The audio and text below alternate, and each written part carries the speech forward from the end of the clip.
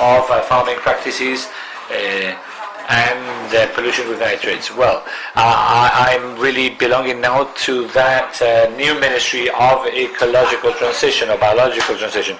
It's had an impact in the international world of the designation of ministries. I'm going to start with an introduction in English and then I will switch to Spanish.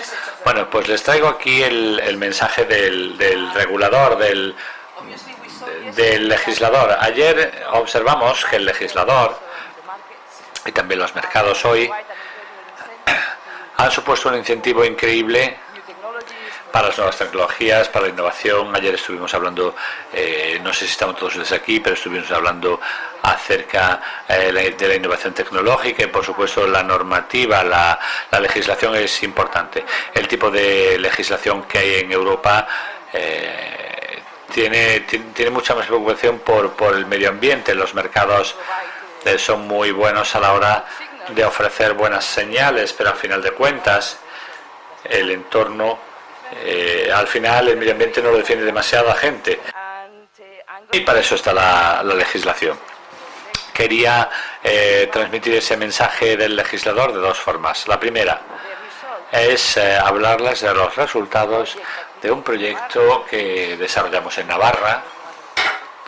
El INTIA fue uno de los socios, que es socio también de Fertinova, y también a través del informe que preparamos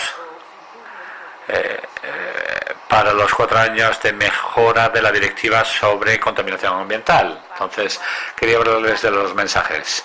En parte hemos ya hecho algunos avances a través de la directiva sobre nitratos y quizá ayer no pude estar presente, quizá no pude escuchar mucho o no hubo mucha de información a ese respecto y quizá ese es el valor que tenga mi presentación. Toda esta nueva tecnología, toda esta innovación, ¿cuál es el resultado final, la consecuencia final que tiene sobre el medio ambiente? Ayer se habló muchísimo acerca de cómo se podría mejorar el proceso productivo, cómo se ahorraría dinero al agricultor, pero a final de cuentas lo que queremos ver es cuáles son los efectos en el medio ambiente. En términos sencillos, si se están consiguiendo esa reducción de los 15 miligramos por litro, perdón. Ese sería mi principal mensaje. Bien. Muy rápidamente, es muy sencillo el mensaje.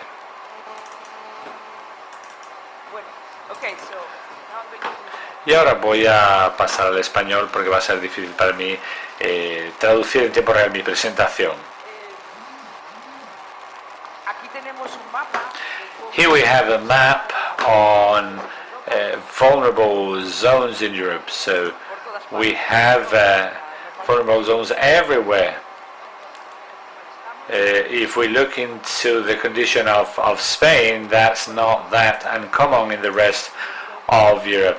So around 42% of the territory of the member states is subject to action programs, which is what the nitrate program demands. This is a map of vulnerable zones in Spain, and of course it's growing in the case of Navarre. We're declaring new areas. Francesc said yesterday that there's a map saying, explaining how vulnerable zones are increasing and what's the understanding we can you can do. The thing is that we're increasing the pressure on aquifers when there are vulnerable zones. The thing when they appear is that the regulations are not being fulfilled, and as you may see, we have almost the whole of the Guadalquivir very affected. We have an important subject having to do with fulfillment, and that's why we have a problem in terms of action.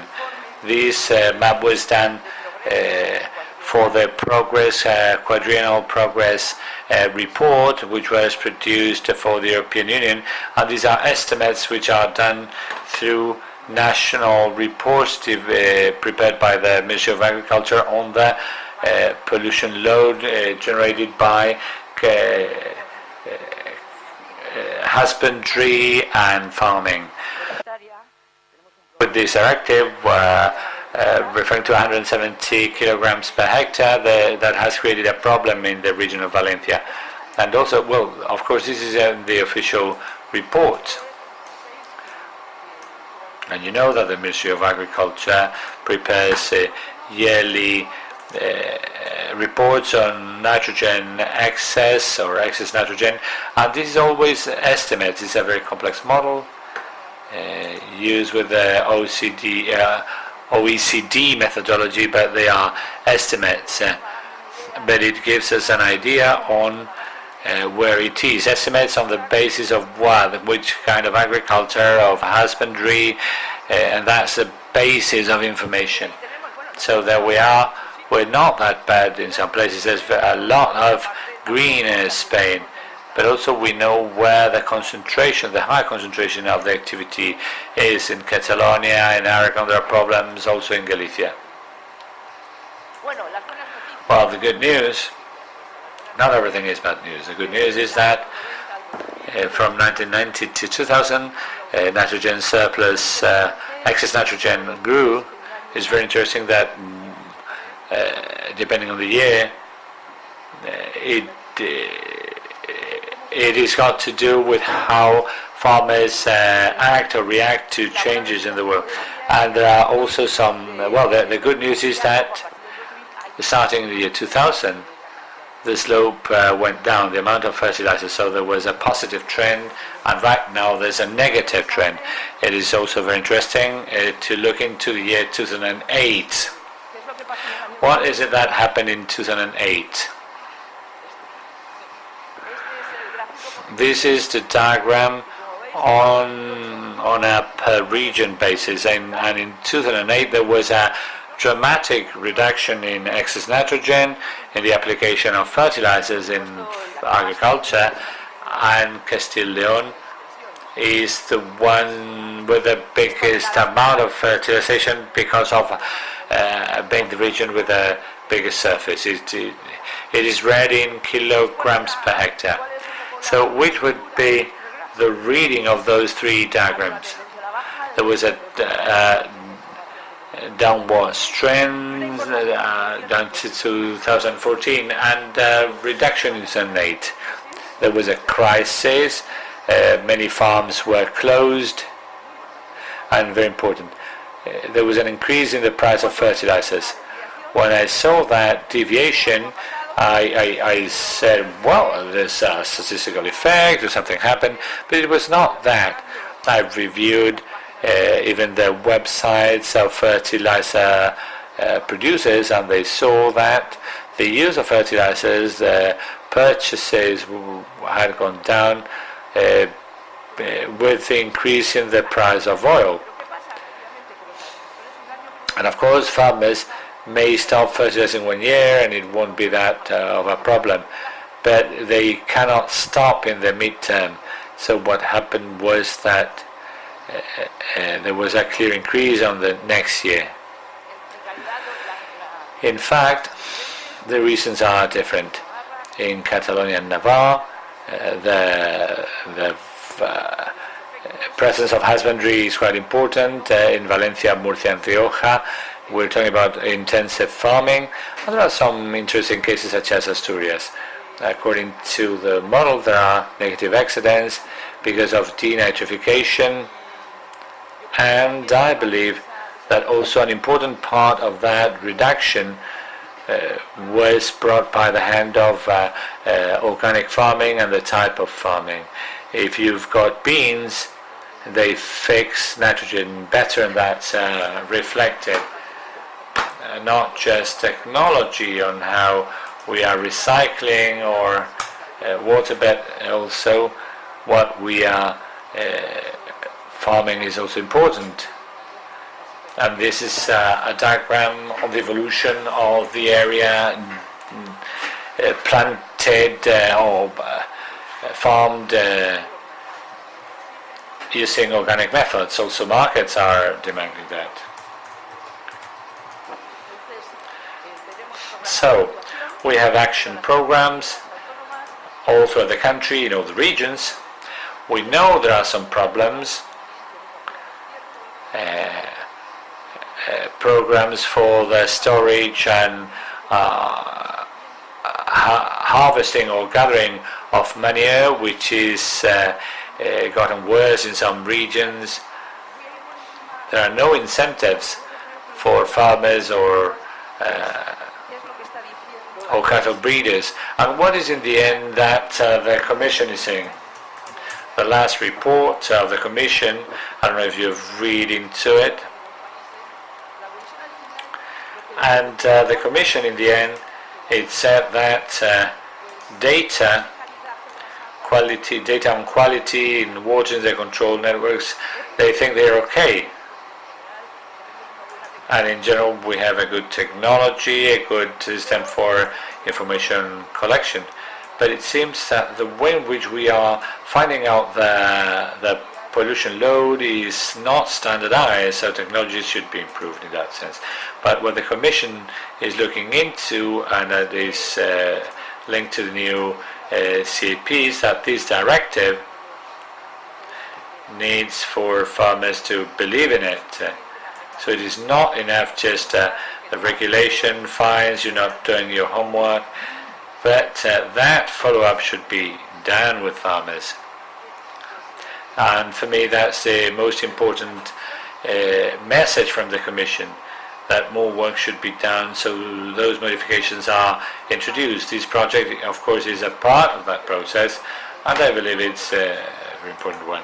And also the need to count on an integrated approach, so we're not working or reducing water pollution, nitrates, and pollution on the other hand would be growing in terms of the accumulation of phosphates. In Navarre, the project we have of live nitrates was also present, but it was more taking on the point of view, by the point of view of the regulator, and it's a project. We worked on some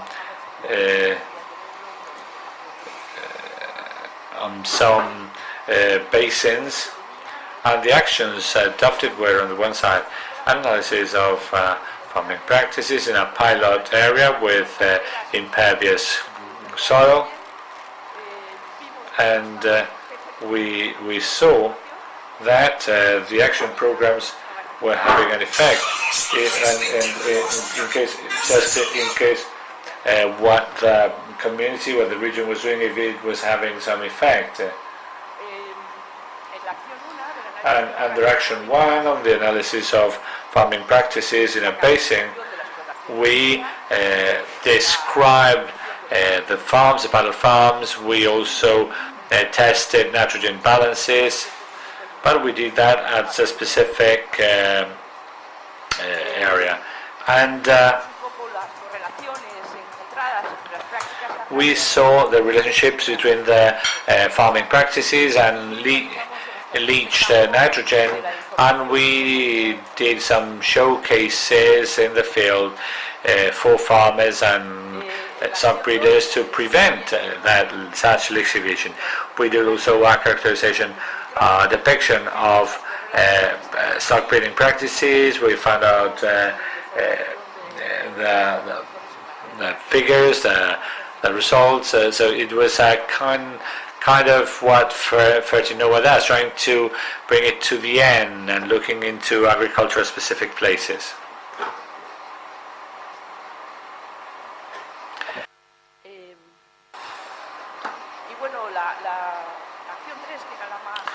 And action number 3, which was the most sophisticated one, was aimed at doing a modeling on how that leaching had an effect in aquifer and runoff water pollution, which is maybe the most complicated part, but which is very much needed for basin plans, and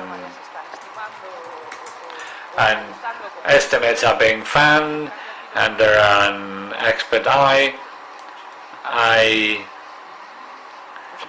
And what we're trying to do is to analyze these models.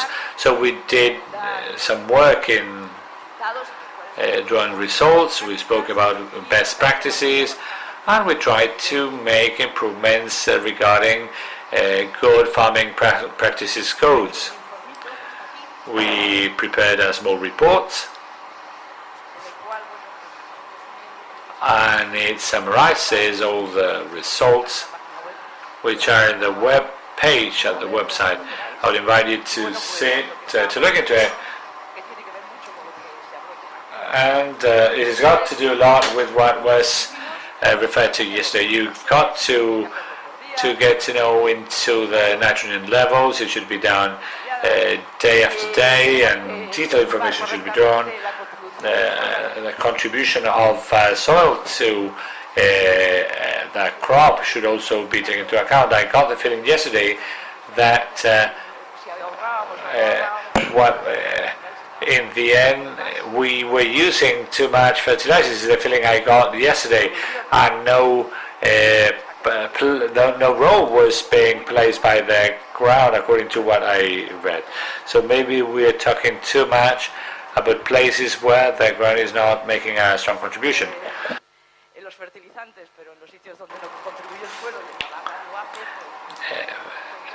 You've got to take that into account. In Navarre, for example, the soils are quite productive, and you've got to take that also into account. And this is also a little bit into what we were saying, the year, the type of crop, and also all the issue having to do with leachates in order to prevent nitrogen losses from happening, and managing, taking into account the risk which could be put in place depending on the season and depending on the type of crop. And what we did was to establish how those counseling services and decision-making tools could be. So to sum up, what we did in the project was to get into the needs, to get to know nitrogen needs, do an estimate in terms of their contribution to soil, and assess the lixiviation, the leaching risks and decision-making tools introduced into it.